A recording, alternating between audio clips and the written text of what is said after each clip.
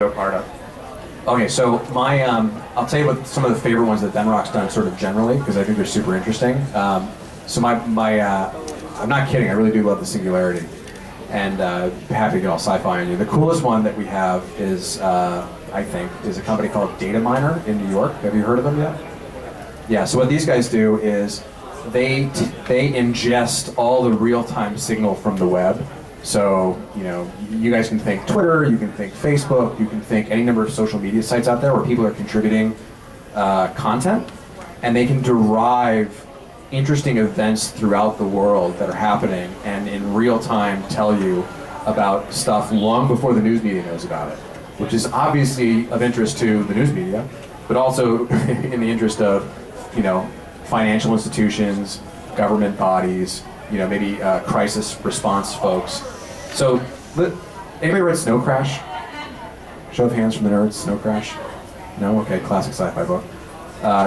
In this book written 20 years ago, everybody in the future walks around with cameras, like Google Glass in their head, and if they see something interesting, they get paid for it, right? They're like the distributed report team of the future. I mean, that's kind of like what Data Miner is.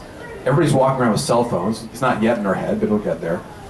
Sending signal back up, and this AI, and let's call it what it is an AI, is like, oh, that's interesting.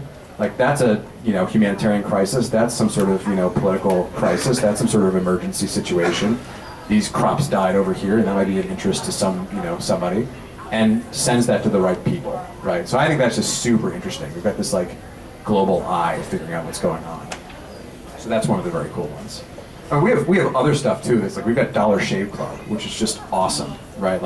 I'm not a customer yet, but maybe I could be. That one's just it's kind of like textbooks are stupid. I think going to the store to buy stuff is stupid, right? And razors are a disposable product, and everybody who's in business school studied the Gillette model, where you give the blades away for free, or give the handles away for free. You sell the blades on subscription. Oh, very clever, makes tons of sense, and they're super high margin, these blades. Well, Dollar Shave Club's yeah, and if we're just mailing them to you, then you don't need to go to the store, and we'll have a really cool brand, right? And that'll get us to stand out and differentiate. These guys are killing it. I don't know if I'm at liberty to say what percent of U.S. razor blades they're selling, but it's significant for this company that's not that old. So, it covers the gamut. I happen to like the sci-fi stuff, but we have some really cool businesses that just have one simple, obvious insight that they just beat, their sort of insight, their competitive advantage over and over and over to win.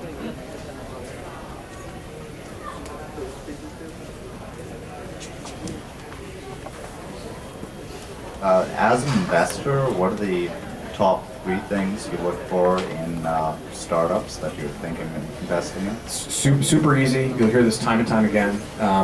Team, product, and market.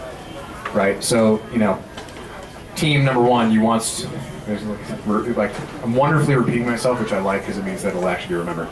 You want superlative people who complement each other, right? And you want them to be in a big enough market, or a market that's broken enough, there's big opportunity, and you want those people to fit the market. And if they've got good product, and that product has traction, then you can trust your instincts that both those other things were true, right? So if you're an early stage investor, you might just need team, or you might just, you'd at least need team. You always need team, right? Then you look for market, then you look for product and traction. And depending on how high your risk tolerance is, that's how you kind of scale back and forth through those things. What I really like is, if you come to me and you're trying to pitch a startup, tell me about you, tell me your, as much as your life stories make sense in this first context, right? If it's a pitch meeting, only 5 minutes of it. If it's coffee, more. What got you to this point that makes you passionate about what you're doing? And you can be passionate about business automation software. That's legit. I won't doubt you on that, right? And the next thing I want to hear out of your mouth is here's this really clever insight I had about the market that'll blow your mind, and that's what we're going to do to transfer this tidal wave of potential value over into our startup and grow huge, right? That's the narrative that I love. I'm the right person, so listen to me when I tell you this super cool secret that I'm going to abuse, these advantages to take to, create a lot of value. So anyway, so those are the 3 things, and that's the narrative that I think if you can tie all that together, it works really nicely. Along those lines, what are some companies that you've seen that are really, really cool in your opinion, but potentially we might not have heard of yet? That's a good question. Then I got to play the game of which ones can I talk about versus screw up and make a lot of people really mad. Companies that you may not have heard about yet. I actually think you've probably heard about most of them because, to the extent that you're interested in startups and tech, you're on Twitter, you're following this stuff, you're on Hacker News and Product Hunt. Right? Yeah. So, you kind of already know this stuff. I mean, I highlighted what I thought was kind of cool. I think Oculus is super cool. You guys have heard of Oculus because they sold for $2 billion to Facebook and it's virtual reality, but that has huge implications that I don't think people have really thought through yet, right? Early VR feels like a gimmick, and then at some point it's going to become the world's best gaming platform. And by the way, gaming platforms are bigger than Hollywood, so you'd expect that VR would replace a lot of movie experiences, either at home or out in the wild. Why not? And watching football now, I can just see from Tom Brady's. I don't watch football, I hate football, but you can see from Tom Brady's eyes. You can watch the game from that perspective. That would be of high value, right?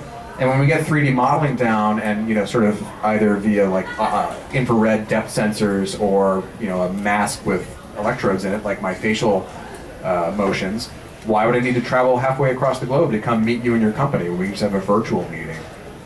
So those sorts of those things really excite me because I don't think it's possible to sort of think through all the implications they have. And so you've heard of all the startups, but I would think more about the spaces that you think are really going to transform. Uber for anything is interesting, right? Of course, push a button, get a pizza. I actually think that's pretty cool. And the line I like most about this is the future is not evenly distributed, but it's here, right? So whatever the next big thing is going to be that you're going to be using and raving about to your friends is at least already in somebody's head. If not, they're already working on it. If not, you've already heard about it, but you just haven't used it yet. It's just a question of time till you hear about it, but it's already out there.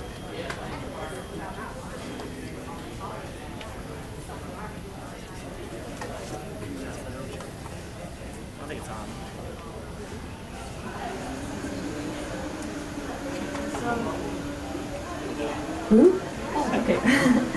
So the question I have is, I'm from Germany, and in Germany if you try something and you fail, people will most probably go, yeah, I told you so, and they won't go, yeah, you tried. So I was just wondering, you said that you failed over and over again, how you overcame that and how your surroundings reacted?